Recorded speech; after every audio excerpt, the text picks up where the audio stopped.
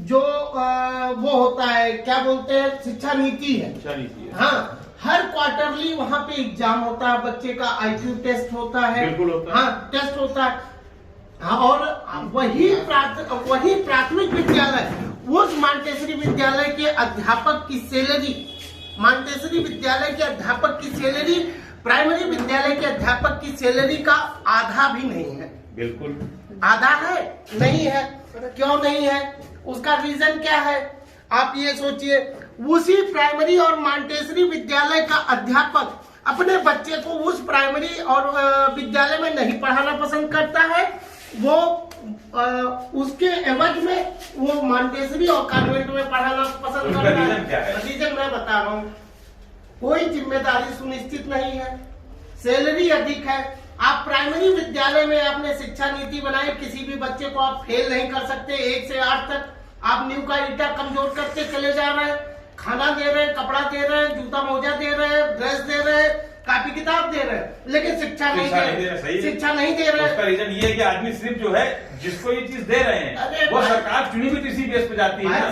Government ये कहती है कि हम आएंगे सब फ्री, नहीं हम आएंगे सब फ्री, उसके साथ साथ जिम्मेदारी क्यों नहीं सुनिश्चित? भाई साहब, जहाँ देखिए जहाँ फ्री होगा वहाँ जिम्मेदारी नहीं होगी। अरे क्या बात कर रहे हैं आप? इतनी सैलरी दे रहे हैं उस अध्यापक को, उसकी जिम्मेदारी। आप ये तो देखिए, वो अध्यापक आ रहा है तो कैसे आ रहा है? आज के पहले, मतलब टीटी से पहले।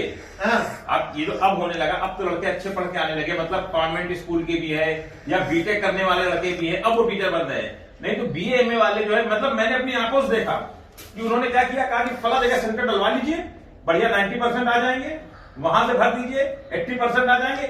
सुनिए भाई साहब, आप अगर अभी जो है ना, आप इस मंच से जो है, जो आपका मंच है, आपके पास मंच है, आप उस मंच से इतना करा दीजिए कि जितने भी टीचर हैं उनका एक बार टेस्ट ले लें। वो जूनियर स्कूल का साइंस के टीचर जो है वो 0.2 × 0.2 = उसको नहीं मालूम कितना होगा। वो आपका क्या पढ़ाएगा बच्चों को? वो आपका कथन 100% सत्य। सुन लीजिए मेरी बात, लेकिन ऐसे लोगों को सरकार नियुक्ति क्यों देती है?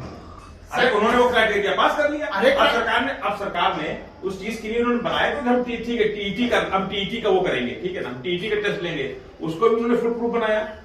कमियां देखिए, 100% सिक्योर तो कोई चीज नहीं होती है। 100% सिक्योर नहीं, लेकिन 95-98 हम कर सकते हैं। नहीं, 100% क्यों नहीं कर सकते? हम जिम्मेदारी एक तरीके से ये कर सकते हैं हम लोग कि टीचरों को 50,000 60,000 दे रहे हैं, न दे करके 15,000 में टीचर रख लें, और ये होगा कि अगर नहीं रिजल्ट होगा तो आपको बाहर कर देंगे। वही उन्हीं से जिम्मेदारी सुनिश्चित कराई जाए कि अगर तुम्हारे विद्यालय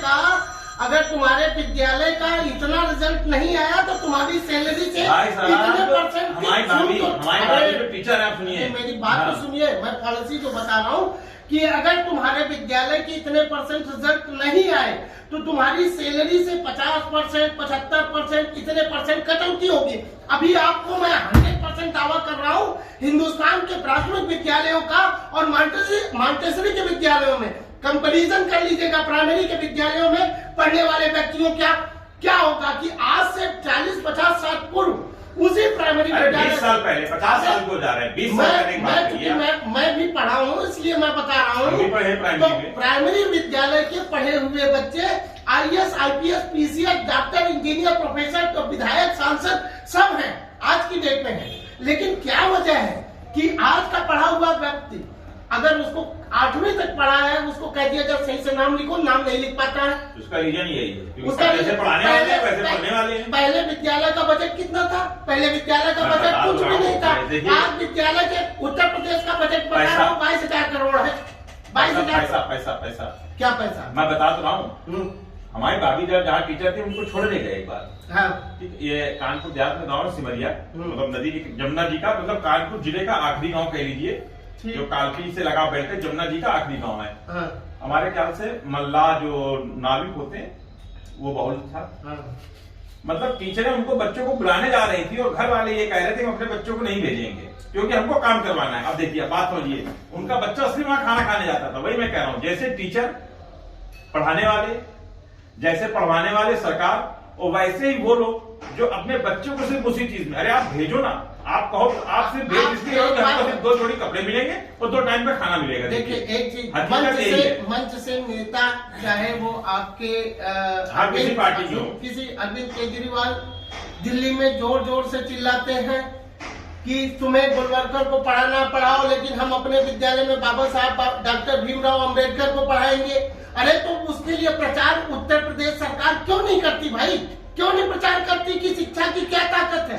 शिक्षा के ताकत के बारे में जैसे जन जागृति मंच चला था 1978 से लेकर के 1988-89 तक चला है, ये जन जागरण मंच के माध्यम से, नाटक के माध्यम से बच्चों को प्रेरित किया जाता था।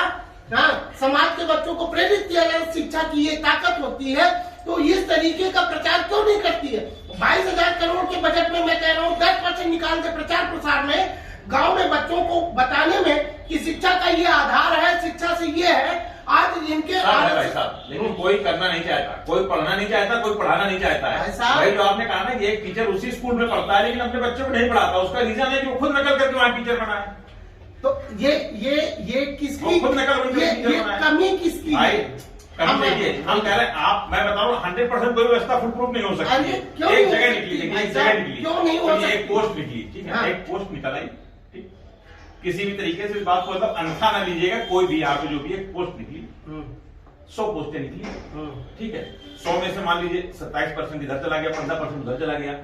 उस 27% और 21% में भी ऐसा नहीं है कि वो 21% वाले या 27% वाले उनसे कहीं किसी मामले में पीछे हैं, पढ़ने में बहुत होशियार हैं, सब कुछ है, लेकिन उसमें भी जो है आपस में जुगाड़ चलता है। पता चला उस 27 और उस 21 वाले में जो सबसे लद्दड़ हो, उसके पास कोई ऐसी जुगाड़ हो, या मान लो भाई साहब बहुत होशियार है, शुरू से लखनऊ पढ़े हुए हैं, जो भी है, और ये भाई साहब ने अपना गांव से भी इन्होंने अपना करके 90% ले आए, तो इन्होंने तो इनका पत्ता काट दिया, ये आगे वहां पढ़ाने, जब इनको खुद ही कुछ नहीं मालूम है तो दूसरे को क्या पढ़ाएंगे? आज ये कमियां, आप एक बात बताइए, मैं उस चीज को नहीं कह रहा हूँ, लेकिन जो ये कमियां है, ये कमियां का दारोमदार किसके ऊपर जाता, मुझे ये बताइए।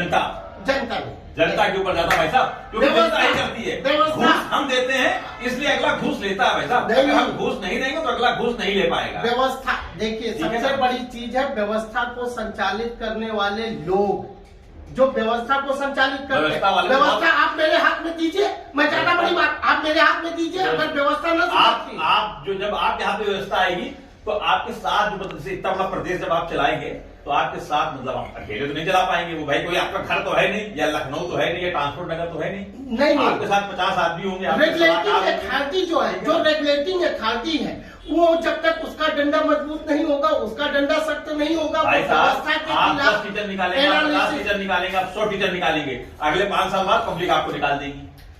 नहीं, ये नहीं है, यही ये नहीं है। आप उस आज भी अपने देश की देखिए, तो इसका मतलब कि हमें अगर वाकई में जनता के हित के लिए काम करना है तो हम ये क्यों डरे, इसलिए क्यों डरे कि जनता हमको निकाल देगी। आप एक बात बताएं, जनता सुधारना नहीं चाहिए। नहीं जनता नहीं, हम नहीं सुधारना चाहते साहब। पूरे लखनऊ में प्रचार किया गया, पूरे यूपी में, पूरे भारत में, गंदगी ना फैलाइए, गंदगी ना फैलाइए, जहाँ लिखा होता है आदमी वही पूछता है जाकर। अच्छा, जिसने उसको रोकने के लिए क्या सिस्टम बना लिया, देवी देवताओं के चित्र लगाना शुरू कर दिए कोने में, सब जगह नहीं लेकिन कुछ ऑफिसों में आप लोगों ने भी देखे होंगे कि लगा हुआ है।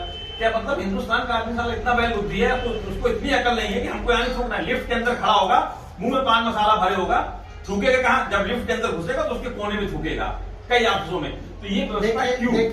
इसके लिए सरकार के डंडा लेके घूमेगी? नहीं, सरकार का मतलब कोई भी सरकार नहीं, सरकार नहीं, मैं बता रहा हूँ, उसके लिए जो व्यवस्था की गई है, जो वो लिफ्ट में जाकर के वहाँ कई जगह सरकारी वहाँ पे लिफ्ट ऑपरेटर रहता है, वो मसाला खाता है। मसाला सरकार बंद करती है, पब्लिक विरोध में आ जाती है कि नहीं सरकार ने मसाला कैसे बंद कर दिया, लाखों बेरोजगार हो जाएंगे, लेकिन उन लाखों में से हजारों लोग बेचारे कैंसर पीड़ित हो गए, जो इलाज नहीं करा पा रहे, उनका क्या है? सरकार बंद कर रही तो बंद कराइए। देखिए, आप ट्रैक चेंज कर रहे हैं, व्यवस्था नहीं, हर चीज में नहीं, व्यवस्था परिवर्तन यहाँ बात आई शिक्षा की। हम हर चीज में भाई साहब, शिक्षा हर चीज में नहीं, ऐसे लोग हैं, मतलब मैं आप जो है जिस बात कास्ट की बात करते हैं, कास्ट तो अलग एक इशू हो गया। कास्ट की बात करते हैं, ठीक है ना। हाँ। हर कास्ट में बहुत लोग शिक्षित भी हैं और बहुत लोग अशिक्षित भी हैं। भाई हम लोगों में क्या है कि अशिक्षा थोड़ा ज्यादा है। हाँ। मान लो भाई पढ़े नहीं, शुरुआत में मान लो खेती नहीं, गांव से निकलने की कोशिश नहीं की गई। हम लोगों के पिताजी या बाबा लोगों ने मतलब कभी प्रेरित नहीं किया होगा किसी को, तो जो लोग नौकरी में बाहर आ गए तो आ गए। लेकिन जो लोग हैं तो आखिरकार हम सिखा क्या रहे हैं? कोई एक अच्छा काम करने का, कोई भी गवर्नमेंट ये कोई अच्छा काम करने आती है तो उसको 10 लोगों को आगे पीछे कर देते हैं। नहीं वो ऐसा है ना, गवर्नमेंट अच्छा काम नहीं, नीति और नियत जब तक दोनों स्पष्ट नहीं होगी तब तक उत्थान नहीं हो सकता। ये बात आपकी सही है, जब नियत ज्यादा सही होनी चाहिए। हाँ, और नीति और नियत दोनों जब तक स्पष्ट नहीं होगी समाज का उत्थान नहीं हो सकता। आप बताइए, ये सरकार केवल 2 चीजों में उलझी हुई है, हिंदुस्तान पाकिस्तान और हिंदू और मुसलमान। बस इसके अलावा इसके पास क्या टॉपिक है बता दीजिए मुझे। नहीं, इसके अलावा टॉपिक नहीं है, लेकिन हर गवर्नमेंट के पास यही टॉपिक था। नहीं, हर गवर्नमेंट के पास नहीं, कांग्रेस के पास भी यही था। भाई कांग्रेस ने सबसे ज्यादा राज किया तो कांग्रेस के पास भी यही टॉपिक था। नहीं, कांग्रेस बीजेपी में किसी दल की बात नहीं कर रहा। देखिए जो राज करेगा, देखिए जवाबदेही वो होगा जो उस कुर्सी में बैठा है। आप समझिए, अगर आप उस कुर्सी में बैठे तो हम आपसे पूछेंगे, आपका मतलब हम उस कुर्सी से पूछेंगे। कुर्सी की ही तो जिम्मेदारी है, कुर्सी की जिम्मेदारी हम उस कुर्सी से पूछेंगे। भाई एक लोगों ने राज किया तो उन्होंने जिंदगी भर लोगों को ये कहा, ठीक है, कि हमने रिजर्वेशन दे दिया, हमने ये कर दिया, हमने वो कर दिया, 3 झाम कर दिया। आपने सब कुछ कर दिया, लेकिन आपने पढ़ाया नहीं। आपने शिक्षा तो आपने ये दिखा दिया कि हमने आपको जो है 21% में लाके खड़ा किया, 100 सीटें आएंगी तो 21 आपकी होंगी। लेकिन हम उस 21 में आप जो किसको पार्टी में ढूंढ के लाएंगे? आप जो षड्यंत्र चल रहा है, इस षड्यंत्र को समझिए। षड्यंत्र ये है कि निम्न वर्ग के लोगों को, SC, ST, OBC और माइनॉरिटी भी के लोगों को, जो गरीब हैं, आज की डेट में हमारा जो देश है 2 जगह आके बढ़ गया है, एक अपर क्लास और एक लोअर क्लास। कास्टिज्म नहीं रह गई। आप एक ब्राह्मण के बच्चे को जो लोअर क्लास का है, एक पंडित जी से मेरी चर्चा हो रही थी, पंडित जी से मैंने पूछा, वो कहे मैं पंडित जी हूँ, तो मैंने पंडित जी से पूछा कि आप पंडित जी हो, आपके बच्चे का एडमिशन देहरादून में हो सकता है क्या? कैसे हो सकता है? मैंने कहा क्योंकि आप पंडित जी हो। कहे यार ये कौन सी बात हुई? हो जाएगा उनका? नहीं होगा, नहीं होगा, क्योंकि उनके पास पैसा नहीं है। देहरादून कॉलेज में पढ़ाने के लिए पैसा नहीं है, तो काहे के तुम पंडित, काहे का मैं चमार? सही बात है। हाँ, और फिर इसके बाद मैंने उनसे पूछा, भाई आपका इलाज तो अपोलो में हो सकता है। उन्होंने कहा कि कैसे हो सकता है? मैंने क्योंकि आप पंडित जी हो। कहे यार पैसा नहीं है तो कैसे इलाज होगा? मैंने कहा आप पंडित जी नहीं हो। तो जब पैसे के अभाव में आपका बच्चे का एडमिशन अच्छे स्कूल में नहीं हो सकता, पैसे के अभाव में आपके बच्चे का एडमिशन वो इलाज अच्छे चिकित्सालय में नहीं हो सकता, अच्छे पैसे के अभाव में आपके बच्चे को अच्छा मेडिकल शिक्षा नहीं मिल सकती, इंजीनियरिंग शिक्षा नहीं मिल सकती, तो काहे कि आप पंडित, काहे का मैं चमार? एक चमार का बच्चा जिसके पास पैसा है वो देहरादून कॉलेज में पढ़ सकता है। पढ़ रहे हैं, बहुत से लोग पढ़ते हैं, पढ़ रहा है क्योंकि वो पैसे से मजबूत है।